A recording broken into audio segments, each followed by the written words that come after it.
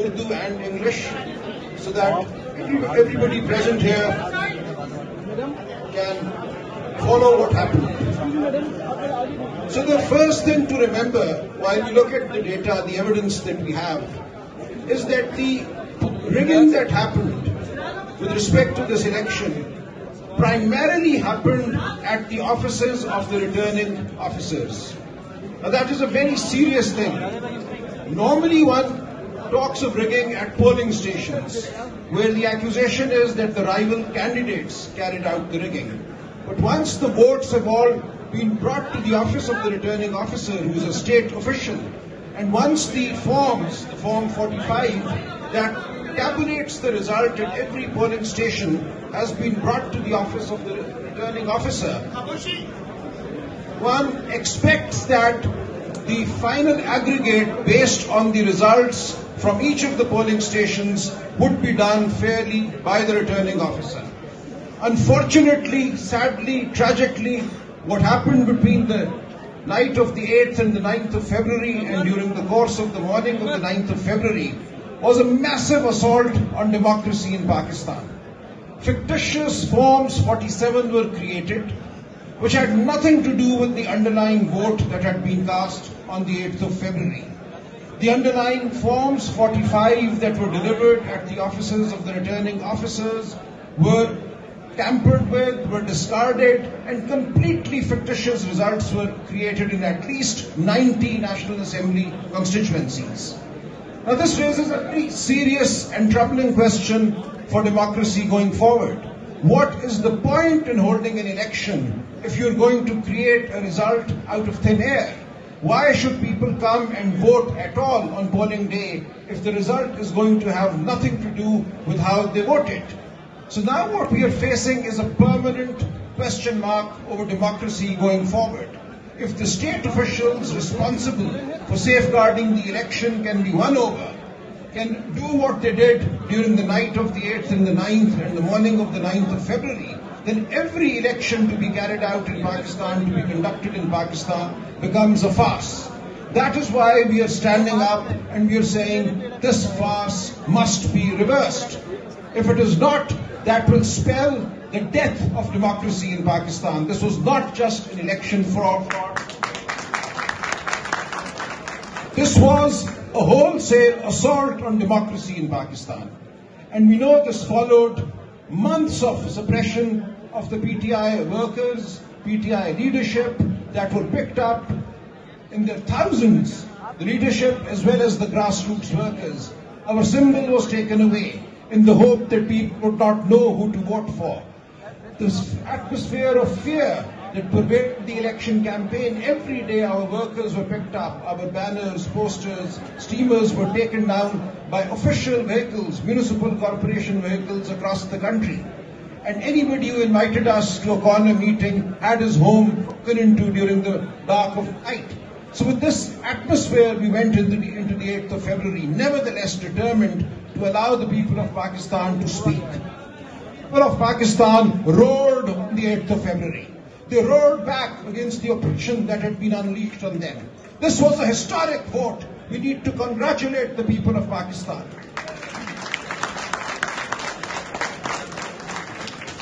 I went to polling stations in dark, dingy lanes, and I went to women's polling stations that day where illiterate women were standing, queuing in lines for hours, and they had actually painted our election symbols on their sleeves, on their hands. We all had different symbols. I had a badminton racket, people underneath me, somebody had an aeroplane, somebody had a paintbrush, and they knew who to vote for. These were illiterate women and men. They had taken our symbols to their hearts. We really thought that we would have a tough time getting people to vote for our diverse symbols. But the people assured us, they said, we know who you are standing for. We know what you are standing for. They cannot fool us by taking your symbol away. This was a magnificent effort by the people of Pakistan.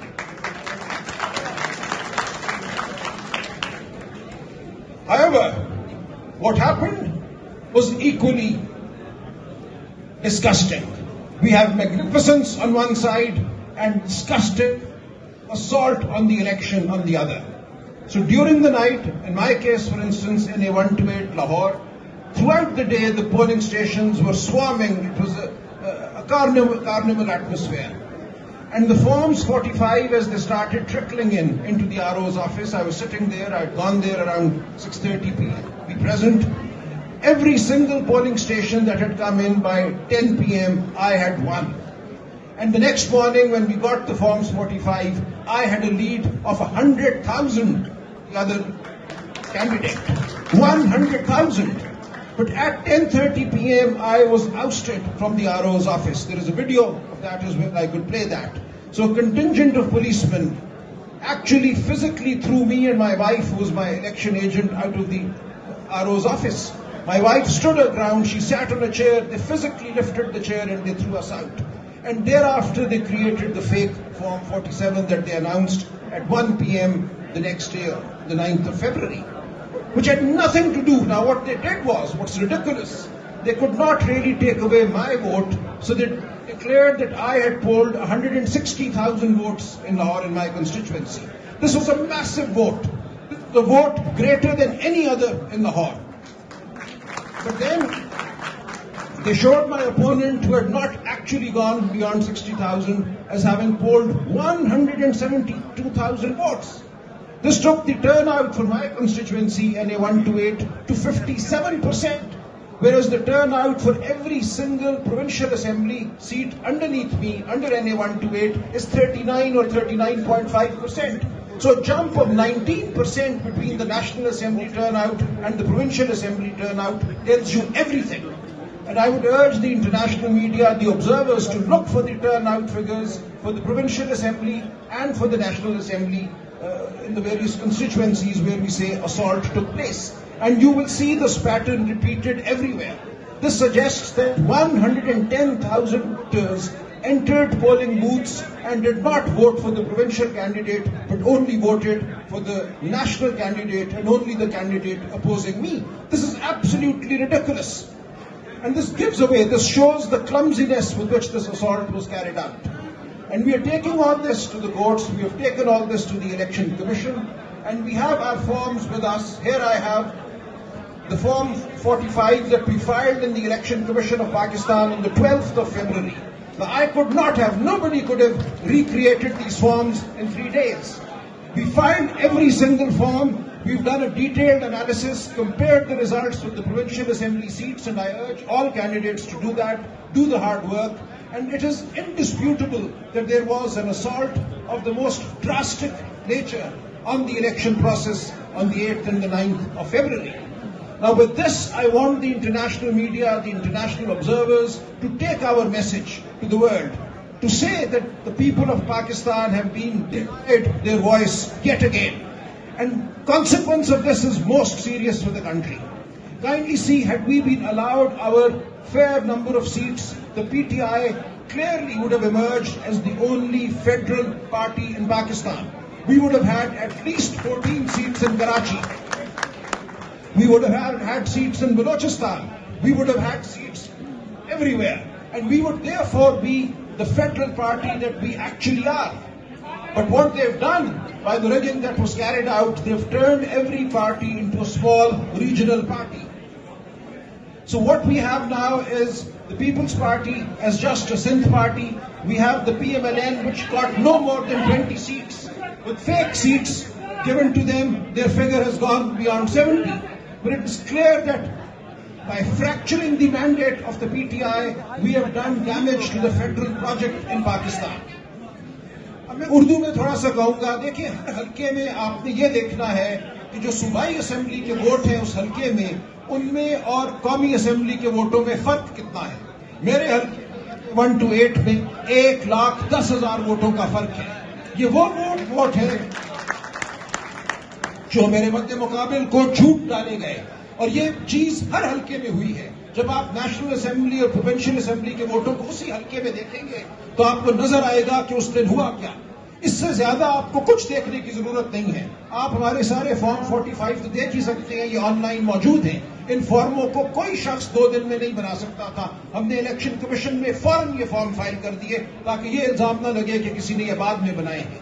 लेकिन इन फॉर्मों से ज्यादा जो फर्क है provincial और national का, वो आपको सब कुछ बता देता है. हमारा पैगाम लेकर जाइए जमहूरियत की खातिर, पाकिस्तान की इस्तेहकाम की खातिर, और सारी दुनिया को बताइए कि जब तक पाकिस्तान में जमहूरियत को मौका नहीं मिलेगा, पाकिस्तान में इस्तेहकाम नहीं आएगा. Thank you so much Salman भाई. नाउ नेक्स्ट यहाँ हम अपनी रिक्वेस्ट है बहन अलीमा आपा को खुशामदीद कहते हैं, और मैं कहता हूँ जोरदार तालियां होनी चाहिए हमारी इस बहन के लिए जिसने अपने भाई की मौजूदगी में जो जंग लड़ी है. अपनी बहन को सलाम पेश करता हूँ. अस्सलामुअलैकुम जी. खामोशी. Please, Alima Abba, thank you so much, and Uzma Abba, thank you so much for coming here and joining us. We are grateful, और हमें यकीन है कि इंशाअल्लाह ताला बहुत जल्द इमरान खान साहब हैं वो हमारे दरमियान होंगे, और इंशाअल्लाह एक बार फिर कहेंगे मेरे पाकिस्तानियों, इंशाअल्लाह ताला.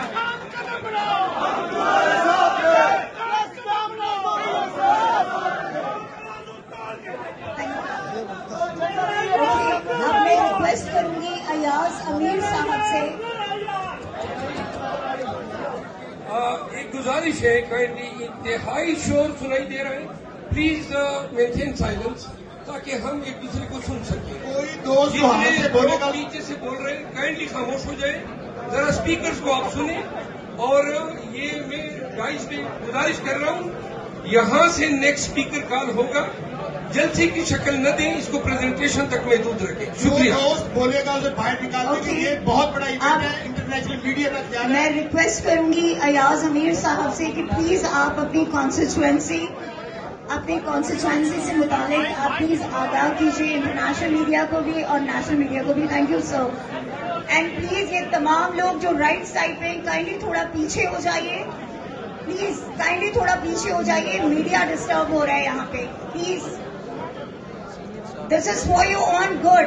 काइंडली थोड़ा सा पीछे हो जाइए प्लीज. Thank you. जी Ayaz sahab please. What were the mechanics in my Chakwal constituency? NA58. NA58 is to the south of Islamabad. The one thing done early in the evening was RO के दफ्तर को seal कर दिया गया. The RO's office is in the district complex. It was sealed by police and by क्या कहूँ, निगरानों के निगरान वो मौजूद थे और उन्होंने वो सारा बंद कर दिया. I had gone to the RO's office at 6 o'clock. They kept cajoling me, persuading me to leave, and I was kicked out at around 7:30, 8 o'clock, which means that the RO and other people were there and they could do what they wanted. मैं नहीं था, none of my election agents, no one else. I have all the form, the original Form 45s. मेरे हल्के में 456 polling stations. The Forms 45 of all these polling stations are present here. I got 1,55,000 votes. The Muslim League candidate also got a large number of votes. According to Forms 45, his vote tally was 1,29,000, which is a fairly decent number. But in the declared results, the winner was given 1,15,000 votes. मतलब है उसके actual vote जो थे उससे भी कम उसको दिया. The People's Party was given 74,000 votes out of nowhere. Their actual vote count, the PPP candidates' vote count was 11,000-12,000. The Labbaik got 25,000 votes and he was gifted with an additional 25,000 votes, which means 45,000 votes. Now what happened was, and I'll be very brief, I won't take much of your time, when the announcements were stopped on television. As I told you, the compound, the district compound had been sealed off. The presiding officers of the constituency were standing in the courtyard, and they kept standing in the cold until morning. उनसे result लिया ही नहीं गया. उनके हाथों में results थे, उनके पास bags थे. किसी ने इतना तकल्लुफ नहीं किया कि बैग्स ले लें, उनसे रिजल्ट्स ले लें. And at 6 o'clock in the morning, while the presiding officers were standing outside in the cold with the results in their hands, the result was declared. I mean, can there be a bigger farce than this? I'll just conclude with this. Thank you. शोर ना करें please. एक request है तमाम speaker से. इस presentation का बुनियादी मकसद ये है, वी वांट